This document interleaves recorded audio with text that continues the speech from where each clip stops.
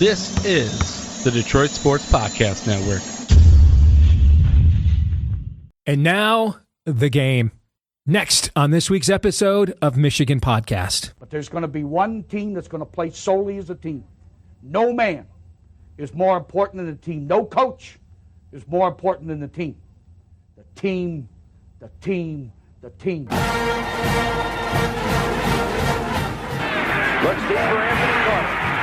Waits for it. Hip. Caught. Hey, they said you can't be Ohio State. Now what? Brady gets terrific. Throws it. Get it. Touchdown. Knight again. Schultz just before Brazil got him. And a leaping interception by Woodson. Harbaugh back to throw over the middle. Caught by Collier at the 5 on his feet. Touchdown, Michigan. On its way. It's good. He's 5'7", 179 pounds, a junior at Michigan. But Jamie Morris packs a wall of it, and he delivers for Bo Schembechler. And here's your first play. Pressure coming. Sack. It is Glenn Steele, number 81, who fought his way through the traffic. Option. And Robinson calls his own number, and he's going to score. Oh, an easy touchdown for Robinson and Michigan.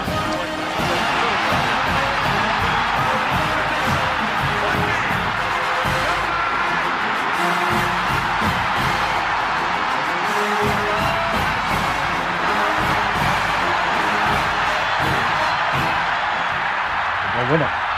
We're going to win the championship again because we're going to play as a team. And when we play as a team and the old season is over, you and I know it's going to be Michigan again. Michigan.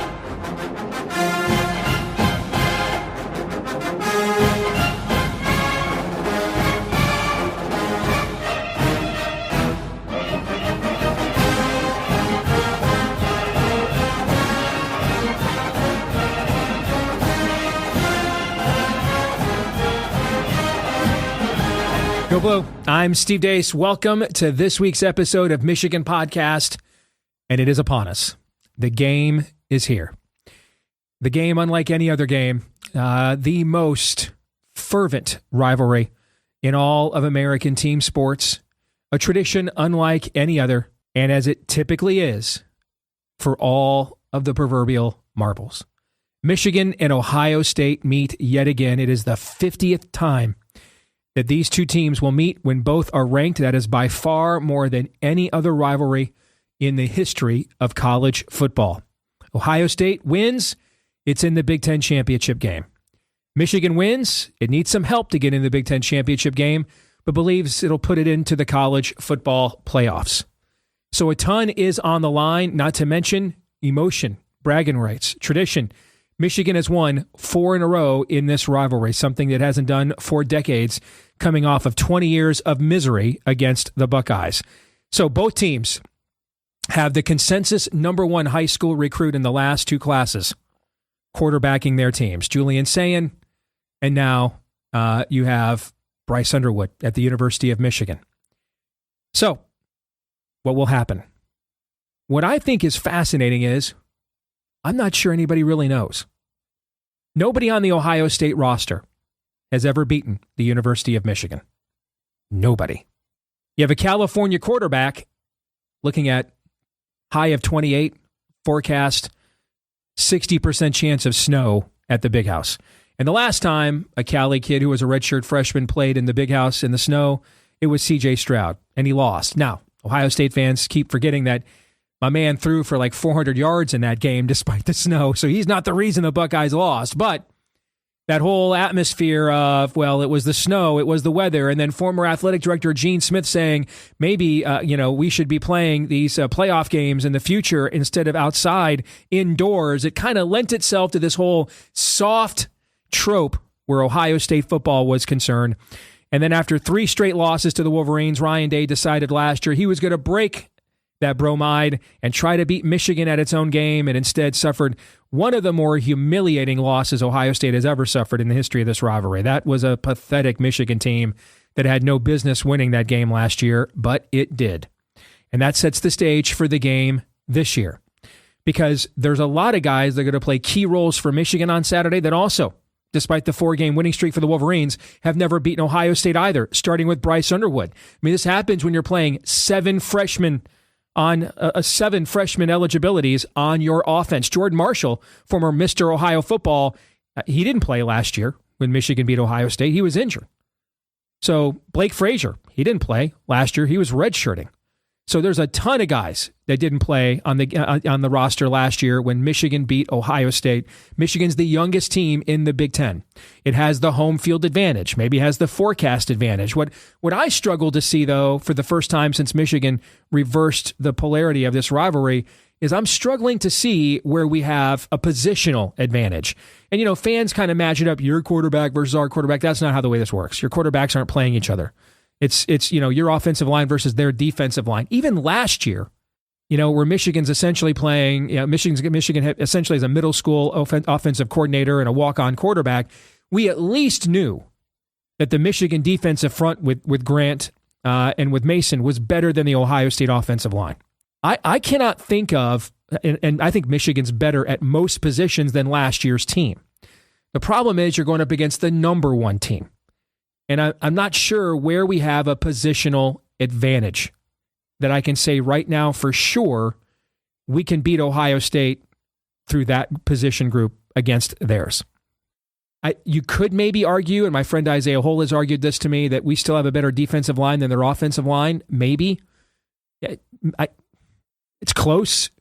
Who's the real difference maker there? Derek Moore's had a really good season, but does he strike you as a guy that takes over a game? I think even in the snow, Michigan's going to have to score some points. I think Carnell Tate and Jeremiah Smith are both playing. I think that was a classic instance of load management last week. Maybe they're a little banged up, but they're going to be in the game. The big question for the Buckeyes, beyond nobody on the roster has beaten Michigan, beyond how's the Cali quarterback take to the snow, I think another big question is what happens when they get punched in the mouth? The old Mike Tyson line, everybody's got a plan until they get punched in the mouth. Ohio State has not been punched back since basically the first half against Texas, Labor Day weekend, 3.5 months ago. It's been a minute. They have their schedule's even softer than Michigan's. We talked about that with Mark Rogers, who's a Bucknut on our show last week, and he'll join us again here in a few minutes. So they have played a sham of a schedule, and then they're just way better than these teams. Can Michigan drag them into the deep end of the waters, as Dan Campbell once talked about, with the Lions? That's his goal, is to make the Lions the team in the NFL that takes teams into the deep waters. And can you hang, when the breath gets short and the legs get squishy, can you hang in the deep water? Ohio State has not had to play in the deep water at all. Now, if they come out and blitz us right away, I don't think we have the kind of offense that can come back in the game, and we'll never find out. So I think Ohio State wants this to be a Mike Tyson-like TKO in an early round. And I think Michigan wants this to be more of a Sugar Ray Leonard, Rocky Balboa. I'm hanging around, but I'm not going to, get in the center of the ring and exchange punches with Marvin Hagler. And then eventually I'm going to wear you down and win the game, right? So what I think happens here is Ohio State wins and covers the spread, or Michigan wins outright. I don't think this is going to be a game where we get down to the fourth quarter and Ohio State puts some key drive together at the end and kicks a field goal to win it. I think clearly their clear advantage in personnel is expressed immediately, or the mental aspect of this rivalry and where it stands right now, which plays to Michigan's advantage, begins to take hold. The styles makes fights, and the ability of Jordan Marshall, like Hassan Haskins in 21, to keep moving those chains, and then those 7-8 yard runs in the first half become huge runs and touchdowns in the second half. I think it looks like that, and Michigan wins, or it looks a little bit like the 2015 game where Michigan won some games late against teams that weren't very good in Jimmy's first year to get to 9-2, but it was very clear the roster was like one more recruiting class away from being really good, and got a reality check at home against the Buckeyes. I think we're looking at one of those two scenarios on Saturday. Which one does Mark Rogers think we're going to see? We'll talk to him about that here in a minute. Folks, The best way to support us here at Michigan Podcast is to do so via our Patreon page, patreon.com/Michigan Podcast. We are posting picks there year round, whether it's Major League Baseball, whether it's college basketball, whether it's the NFL, and of course, college football. Our win total best bets, you would have gotten those, for example, before the market moved. About half the books in the last few days moved on Texas under 10.5 down to 9.5. If you were following us on Patreon when we posted that, you would have gotten that before that number moved, right? So we give you all kinds of great data and picks, PGA major picks as well. We've cashed 8 of the last 11 majors in professional golf. So if you want to support us on our Patreon page, it's just $10 a month there at patreon.com/Michigan Podcast. That's right, just $10 a month. Patreon.com/Michigan Podcast. That's patreon.com/Michigan Podcast. And thank you so very much if you're one of our supporters already. Well, certainly this week we got to find out what they think over there on the other side of the scarlet and gray septic tank. So we bring in the 1 week he is permitted to no longer be the last remaining reasonable bucknut. He can just be a bucknut. It is the week of the game where he goes from reasonable to bucktard. He is Mark Rogers. Good to see you, my friend. How are you? It's great to see you, Steve. You know, it just hit me while you were introducing me that this is generally, I love being on here every week. I never take it for granted. Thank you so much for the invitation. I love talking college football, even in the middle of May. But I guess this is kind of the one that I'm the most pumped and jacked for. This is probably my most favorite episode that I come on. But strangely enough, it's just 1 week later that's been my least favorite episode to be on. I was going to say the week later, the week after has become my favorite episode every year. It's funny how that works in reverse. Yes. All right. So let me kind of reset some of the big points I had about how I see this game and then give you a chance to respond. What I think is fascinating is there's so much unknown about these two teams in this moment, Mark, that I'm not really sure anybody can really predict how this is going to go. The forecast is getting increasingly snowier. Now, the last time y'all started a redshirt freshman from Cali in the snow, he threw for 400 yards. All right. He still lost, but that whole excuse, he was not the reason they lost. I mean, CJ Stroud played very well in that game. All right. And the receivers I just went back and watched it again a couple days ago. Your receivers, they were the only reason that game was not like 50-12 Michigan. All right. Stroud and Garrett Wilson, those guys, and Smith and Jigba were pulling stuff out of their keisters, man. Okay. In the snow. They played great. All right. It was the rest of the team that got slobber knocked. All right. But he's also, 5'10", 5'11", and not 6'3". Okay. So we'll see. He also has not played the kind of competition. Much of this year has been just kind of coasting in games. So what happens if Michigan punches back? But we also, the thing to keep in mind, though, is most of just like there's nobody on the Ohio State roster that's beaten Michigan, a lot of the guys who are going to play on Saturday, particularly on offense, have never beaten Ohio State. Right? Jordan Marshall, Bryce Underwood, Blake Frazier, Andrew Marsh, Donovan McCauley. None of these guys were on the team either last year or played a single snap, in a victory against Ohio State. So, what are they going to do in a big moment at the exact same time? And I think you can kind of sense that the Buckeyes want this to be a Mike Tyson. I come storming out of the gates, exert myself early, okay, and get you backpedaling, all right. And Michigan really wants this to be more Sugar Ray Leonard against Marvin Hagler. I'm going to dance. I'm going to move around. I'm not going to sit in the middle of the ring and punch back and forth with you. And by the end of the game, I'll have you worn out. And so what I think will happen is Michigan either wins outright, or I think Ohio State will win and cover the spread. I do not think Julian Sayin is going to drive the field with 2 minutes left in the snow and pull out some play. I don't think that's because I think if it's close in the fourth quarter, I think y'all start looking at your jerseys, and I know your head coach starts looking at the Grecian formula. I know that's going to happen. All right. On the other hand, I have no idea how all these young pups on my team are going to take this from the start when they're like, oh, we're not playing Maryland and Purdue and Michigan State this week. These guys this is an NFL farm team. Yikes. I don't know. So what do you think?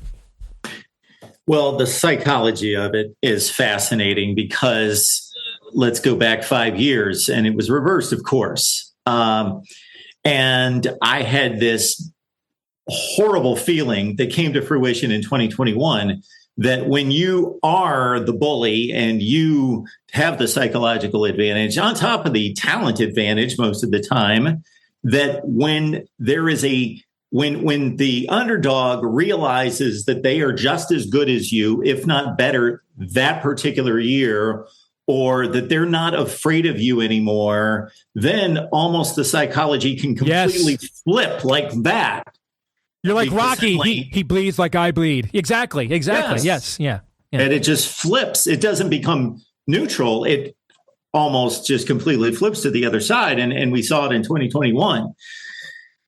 You bring up that game, and I looked at the forecast and I saw 30 degrees high for the day. And I looked today, it's 51. What are you people doing there at Michigan where, it's decent weather just a couple days before the game, and then suddenly it drops off a cliff. All these liberals in Ann Arbor are all going out, opening every aerosol can they have to induce the climate change to make sure it snows on Saturday. That's what we're doing. Oh, my goodness. And you are right about Stroud and those receivers. They were amazing considering that. But that's still a disadvantage for the passing game. And Ohio State does need a passing game more than Michigan. Even though they were playing Michigan-style football earlier in the year, they have progressively been moving in the direction of a Julian Sayin offense, and rightfully so, because he's been phenomenal.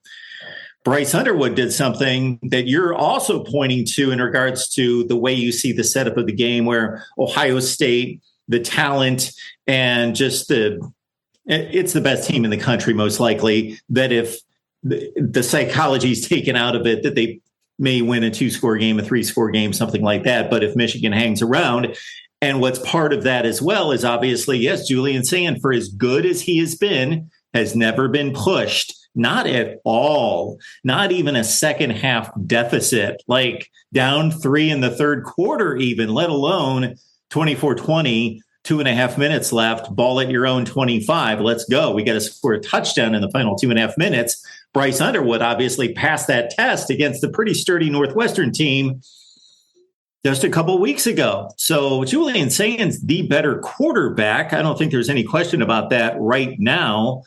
But Bryce Underwood's done it in the clutch, and there is something possibly to that. So I get your thought process about the prediction on the game, and I heard the end of your last segment at 30-35%, something in that range, and that's about where I would peg it as well. And I don't; those have not been good odds for Ohio State in other games in the last 4 years at a 35% chance to win this game. And I also saw, I believe you posted on X, where you believed that there was the one big advantage for Michigan last year along the defensive front versus Ohio State injury-riddled offensive line. Yes, I was going to ask you about this next. Just an advantage regardless, and maybe that does not exist this year. Yeah. And I'm not so sure about that, even though Michigan's front is not nearly what it was last year. And I just watched Mason Graham play another outstanding game for the Cleveland Browns on Sunday. That Ohio State's offensive line, they try to run left like 70 or 75% of the time because that's where they're strong. And it sets up play action for a right-handed quarterback later on. If you want to go waggle naked, that's why you want to do that. Yes. You want to run left-handed, right? Yeah. And, you're facing future NFL athletes. They can track things down from the backside and blow up plays. Still, you can't run away from them all day. And that's been an issue with Ohio State. Plus, so Josh Padilla is one of their key backups who they pretty much fill in just about anywhere across the line. He's not played in about a month, but he's supposed to be back. And again, the left side of the line has been the strong point, and the right side has been the issue on the entire team. Otherwise, every unit on this team is playing near maximum. Bo Jackson out of the backfield. This is another thing that I don't want to stereotype Bo Jackson in regards to, and I'm not referring to the Bo Jackson, but in regards to being an elusive, speed-oriented back playing against this defense in this weather, and then not necessarily being the best matchup where you want the Hassan Haskins type back just pounding a defense, and that's not the guy to do it. And he's the guy that has emerged this season, and rightfully so. He is by far the most talented back and the guy that has earned it. But explosive plays in the run game against this Michigan defense, this is something that Ohio State it's been good to see that they've been starting to hit some home runs against the likes of the Rutgers of the world in recent weeks. But I don't think you can necessarily expect that.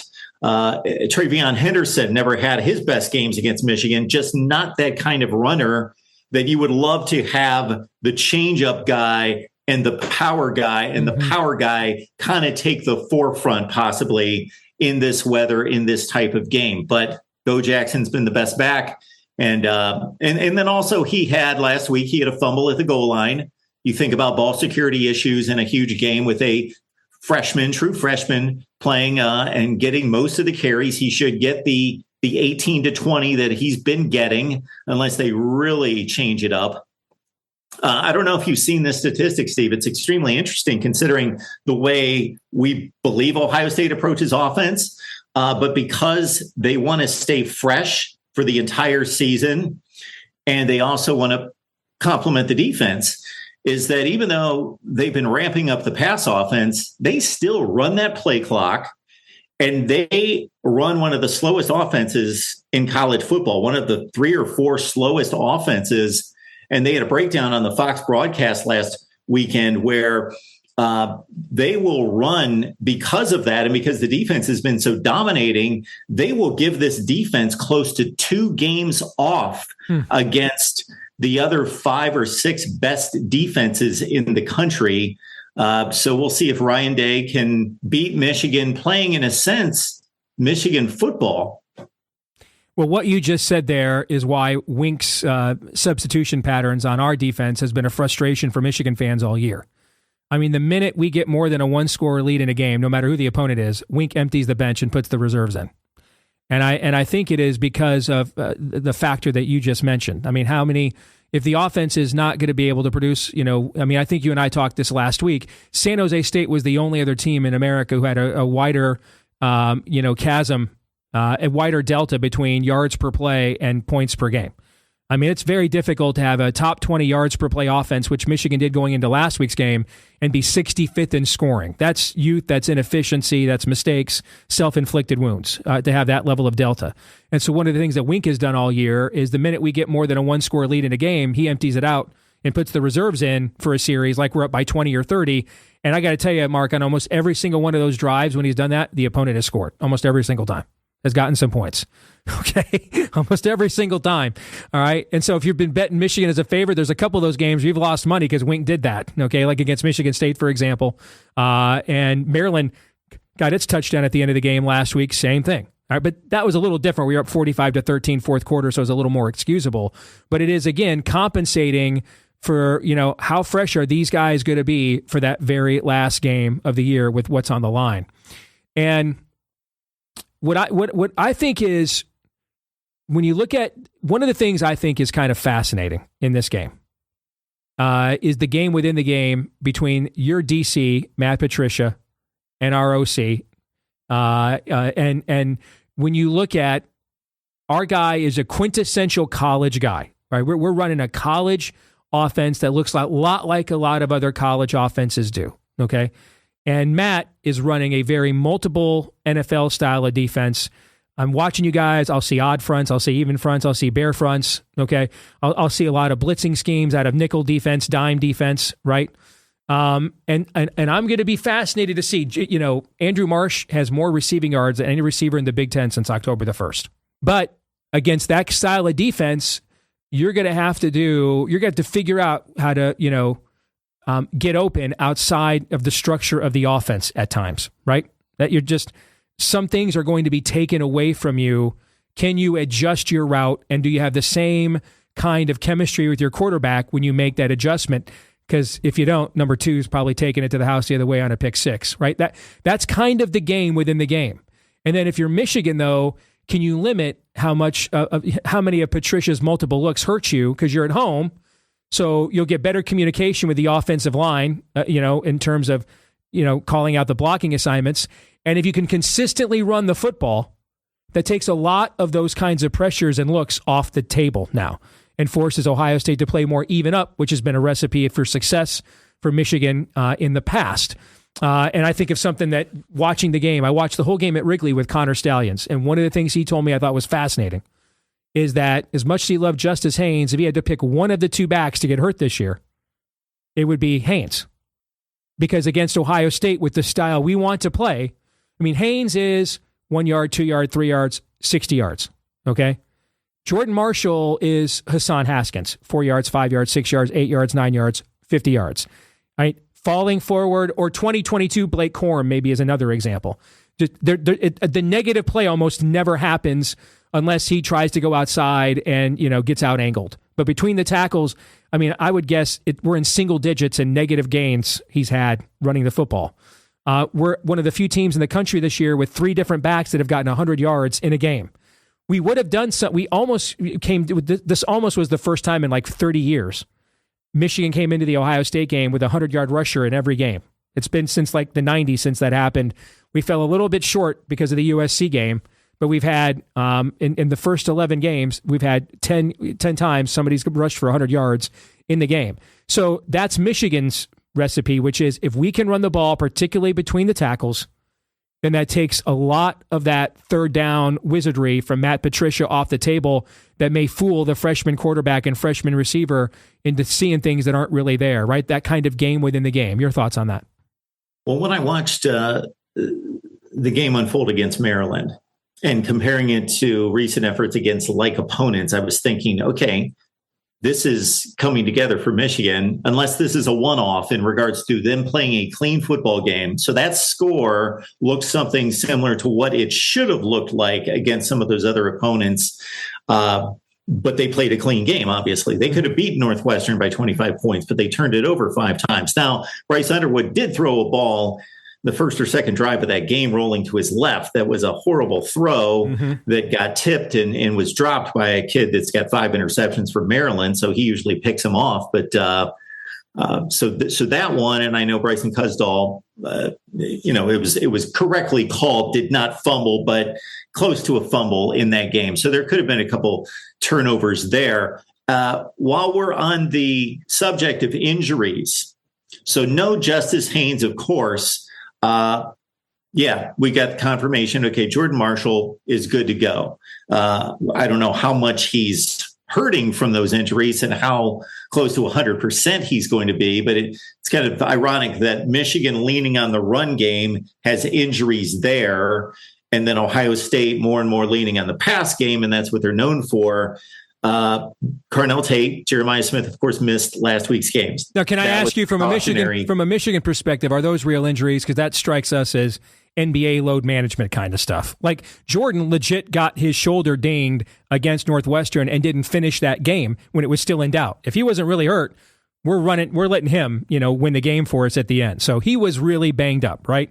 How if we played you guys last week, are Carnell Tate and Jeremiah Smith playing? Because I'm not sure Jordan Marshall is. Are they playing if it's last week? I am just about 100% sure Jeremiah Smith's playing, and probably 80% sure that Carnell Tate's playing. So largely this was a load management move then. Okay. Yes, absolutely. So they're fine, but they're still not, at optimum level. So they were in bad shape throwing the ball downfield last week. My goodness, the 2 guys that they started at wide receiver, Dave Adolph, number 82, who I had to get a little familiar with, caught 2 balls for 23 yards. Sounds like one of the slow white receivers we had last year. Yeah, go ahead. Yes. I didn't think Ohio State. I thought you had to go down to the walk-ons to get to that guy. And then the other one, Brandon Innes, he's a 5-star. They've had 5 stars in that wide receiver room, by the way. But some of those guys are even hurt, the guys that don't even play. And 2 catches for 10 yards. They did not try to throw the ball downfield. They didn't have anything downfield. And I have to assume, I'm watching the game on TV, obviously I don't see the coverages all the time, that Julian Sayin just had nothing down there, because he will cut it loose, that's for sure, and go downfield. Now, he did miss one. Brandon Innes broke free, and he was wide open for a touchdown. So Sayin did miss that. Joe Klatt, I'm going to trust him on this, as the one knock against Julian Sayin is that he goes through his progressions like a pro, but he moves off of his progressions too quickly. He doesn't give it that extra beat to see, okay, is that second progression going to develop I'm in a pocket, it's clean. No, he goes boom, boom, boom, boom. If it's not there, he's checking it down. And so you're going to see a lot of Max Clare again. If Tate and Smith aren't what they should be, you're going to see a lot of Max Clare, who's one of the best pass-catching tight ends in college football.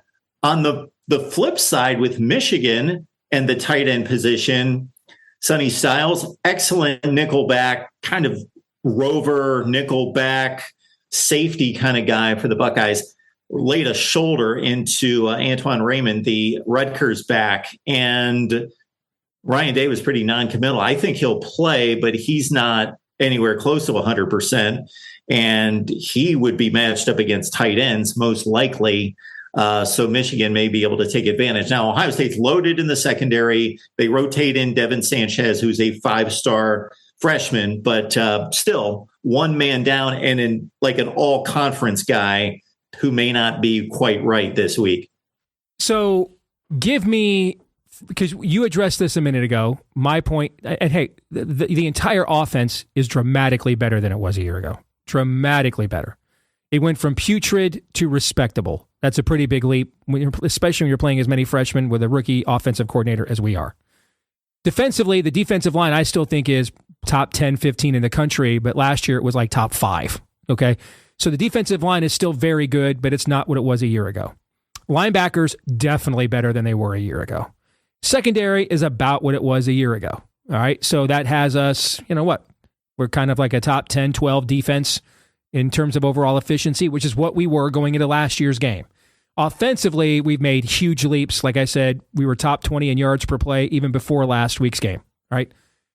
That all being said, though, when I apply our roster up against yours, what I don't see, while the team is way better than last year's team was overall, what I don't see is, again, the one advantage where I'm like, all right, take all the intangibles out of this. Is it going to snow? Is it at home? Is it a helmet game? All right. Did Ryan Day try a different Grecian formula? Okay. I mean, take all that crap out. Those are message board tropes, right? That's not how. Some of that does play into the game. If it's close, it plays into the game. But if it's not, it doesn't, right? Okay. So take the intangibles out of this for me, Mark, and tell me what you, in terms of personnel, are concerned about. I'm concerned with an Ohio State offensive line that has not been able to consistently. So in the run game, Ohio State doesn't have to run for 200 yards. They need to run for 100 yards, and more than that, situationals. They need to be able to get 3rd and 1, 3rd and 2, 4th and inches. And they need to, if they do have a lead with 4 minutes left in the game, a la Penn State. I'm thinking that Penn State defense, great defense from a year ago. Ohio State stops the Penn State offense on the goal line. They're sitting at their own 1-yard line with 4.5 minutes left in the game. They just moved the ball right down the field, just shoved it down their throats, never gave the ball up, won the game. To be able to do that. So situational running, they don't need to, pop these 50-yarders. They would be great. Bo Jackson's able to do it. But situational converting 3rd and short, 4th and short. So, and running in the red zone when they need to, of course. So that's my big concern, because I'm not confident that they can do that, because they haven't done that against anyone. And when they have done it better in recent weeks, most notably the UCLA and Rutgers games, I think that's more about UCLA and Rutgers just being that atrocious, stopping the run. So they've proven nothing there. This is not a disadvantage for Ohio State, but it's less of an advantage for Ohio State looking at them covering the Michigan receivers being the threats. Like if we're evaluating this matchup in early October, nobody's concerned on the Ohio State side about Michigan's passing game. But based on what we've seen from Andrew Marsh, and I still think that Donovan McCulley's a very capable receiver, really good, makes freakish plays himself. That's something to contend with, especially since you've got 2 or 3 tight ends who are capable. And again, that matchup against an injured Sonny Styles or whatever Ohio State has to do there, there's the makings of a pass game that between pass game, respectable run game, or I'll call it respectable only because it's against the Ohio State defense. It's better than that. Plus Bryce Underwood being able to keep the defense honest, running and using his legs. Like you say, this is an offense that's been racking up over 400 yards against decent mid-level Big Ten defenses. It's a much better offense than it used to be. And if they find some matchups, Ohio State defense, I know, has been rock solid, but it's not near the mismatch that we envisioned earlier. So I'm not giving you a decided Michigan advantage, except maybe defensive front against Ohio State, certainly their right side of the line. But the advantages on the Ohio State side, again, you drop Jeremiah Smith and Carnell Tate down to 80 or 85% with no run game to back it up. Julian Sayin's not going to provide the run game that Bryce Underwood is. He can. He's never brought a team from behind. There are some concerns. All right. So give us your prediction. How do you think this is going to go? So I understand your approach, Steve, but I'm going to buck that trend and say Ohio State wins this game 20-17. See, I think that's the score Michigan wins by. I mean, I think if Ohio State wins, it's 24-14, 31-21, 31-17, something like that. But you know what? That's why they play the games, brother. Good to see you. Appreciate it. Have a good Thanksgiving, okay? Thanks, Steve. Happy Thanksgiving. You bet. This week's X poll results, we asked you who wins the game. 61% of you said Michigan.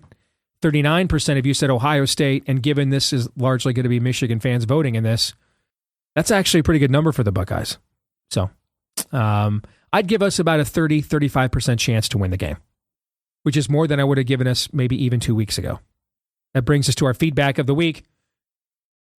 This is from David Gregory, who is pointing out that last year he had Michigan winning the game 14-13.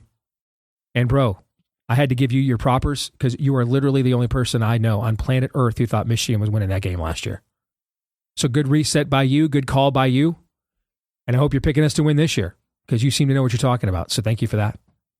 All right, that's going to do it for this week's episode. Don't forget to like, rate, subscribe, share, 5-star review, comment. Do all those things if you're watching here on YouTube or listening on Apple iTunes or elsewhere. All of those things help us to grow the channel and continue reaching more Michigan fans and hate watching Ohio State fans just like you.